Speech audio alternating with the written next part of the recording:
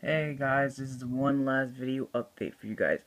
This picture has just came out by one person at the retail store, and from this we know now that GameStop, Best Buy, Target, and Fry Electronics will be selling extra copies of this console, which means you're still able to get it the morning of Friday the 13th.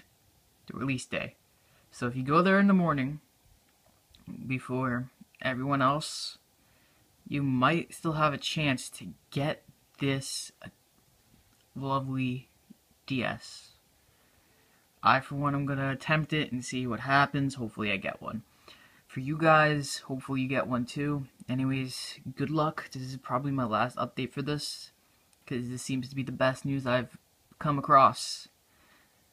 Bye guys, see you next time.